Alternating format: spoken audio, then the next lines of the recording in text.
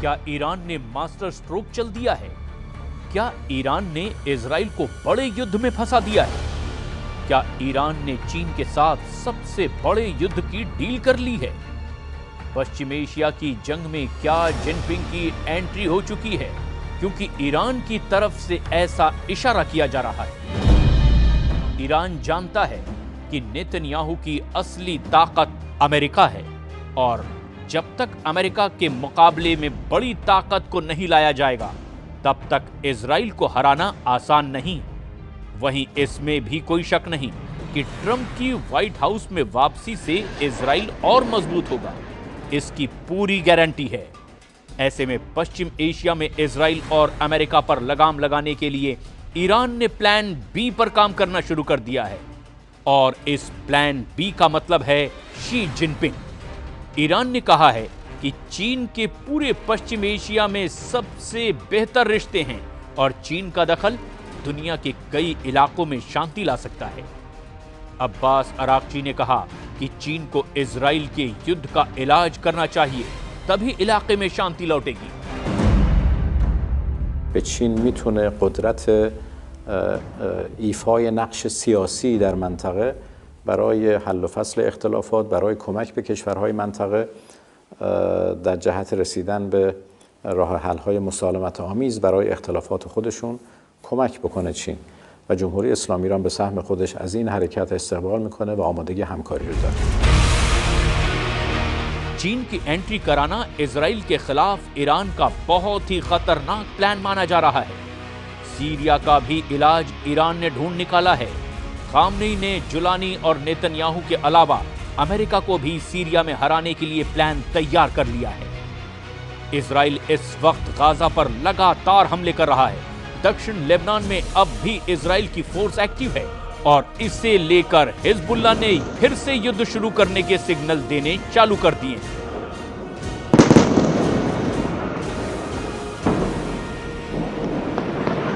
لا يوجد جدول زمني يحدد أداء المقاومة لا بالاتفاق ولا بعد انتهاء مهلة 60 يوما في الاتفاق. لقد قلنا بأننا نعطي فرصة لمنع الخروقات الإسرائيلية وتطبيق الاتفاق وأننا سنصبر. لا يعني هذا أننا سنصبر لمدة 60 يوما. 27 नवंबर को हिजबुल्लाह और इजराइल के बीच सीज फायर हुआ था। तब 60 दिन के अंदर इजराइल की फोर्स को दक्षिण लेबनान से हटाने की बात तय हुई थी। लेकिन अब हिजबुल्लाह को लग रहा है कि जिस तरह नेतन्याहू ने सीरिया में फौज की घुसपैठ करके कब्जा करना शुरू किया है, यही हाल दक्षिण लेबनान का होगा, क्योंकि नेतन्याहू ने सीरिया में जबल अल शेख रेंज पर अपना हेलीकॉप्टर उतारकर यह मैसेज पहले ही दे दिया कि सीरिया में इजराइल की फौज अब लंबे वक्त तक रहेगी, या यूं कहें कि सीरिया के बड़े इलाके पर इजराइल की फौज अपना कब्जा बरकरार रखेगी। यही वजह है कि खामनेई ने भी ये कह दिया कि चाहे गाजा हो या लेबनान हो, सीरिया हो या फिर यमन, इजराइल के खिलाफ मरते दम तक युद्ध लड़ा जाएगा।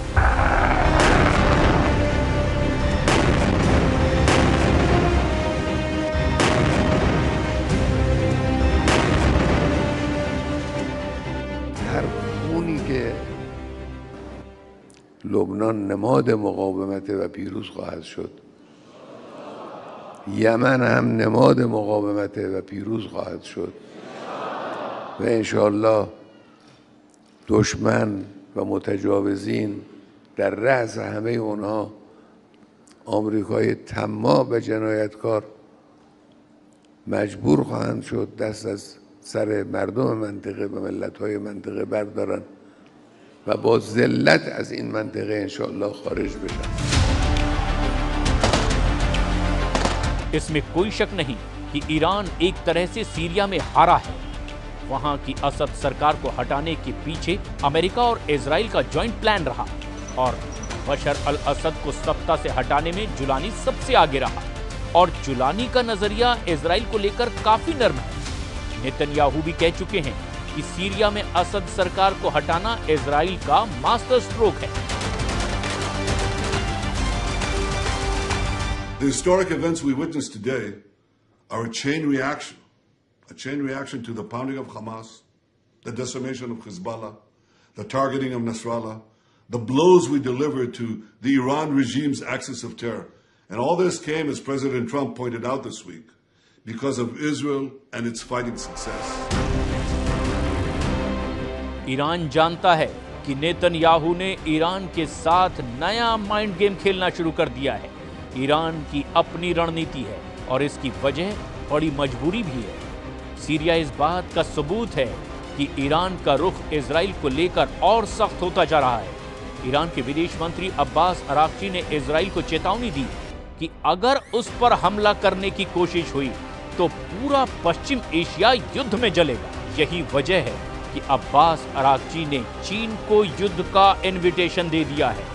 ईरान चाहता है कि चीन भी सीरिया, गाजा और लेबनान के वॉर जोन में एंट्री करे और इसे ही ईरान की चीन के साथ सबसे बड़े युद्ध की डील कहा जा रहा है। ईरान किसी भी कीमत पर नहीं चाहता कि सीरिया में इजराइल मजबूत हो, जबकि नेतन्याहू ने तो सीरिया में बफर जोन का एक्सटेंशन बनाना भी शुरू कर दिया है। लेकिन ईरान से लेकर सऊदी अरब और बाकी अरब देश भी बहुत अच्छी तरह से जानते हैं कि ग्रेटर इजराइल नेतन्याहू के वॉर कैबिनेट का सबसे बड़ा एजेंडा है और इस एजेंडे को नहीं रोका गया तो उनका काम भी तमाम हो जाएगा। और यही वजह है कि ईरान ने बाकी अरब देश से अपने संबंध बेहतर बनाने शुरू कर दिए हैं। بسیار پر التهاب در منطقه خاورمیانه و غرب آسیا رخ انجام گرفت. ما چند اولویت داریم. یکی از این اولویت ها حسن روابط همسایگی در منطقه پیرامونی خودمون هست. ایجاد ارتباط خوب.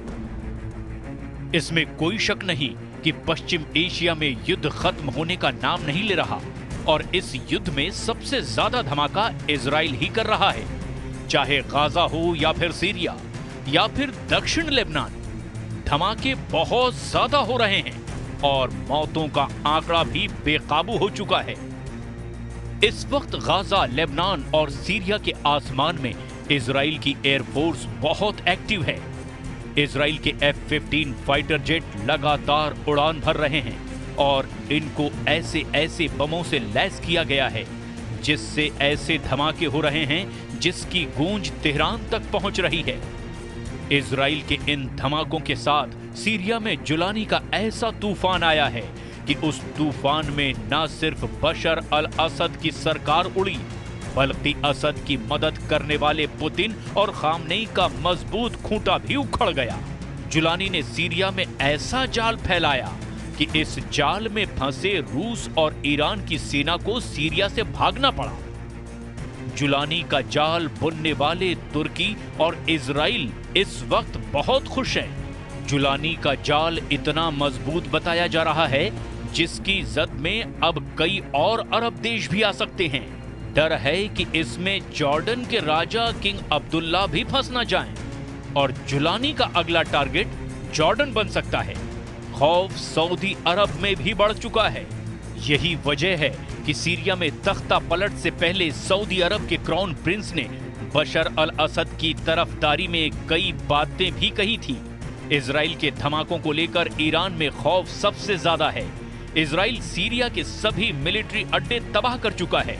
जुलानी के कब्जे के बाद तो लेबनान और ईरान के बीच वाली ईरान की सप्लाई लाइन भी अब खत्म हो चुकी है और यही वजह है कि ईरान बहुत ज्यादा बेचैन है।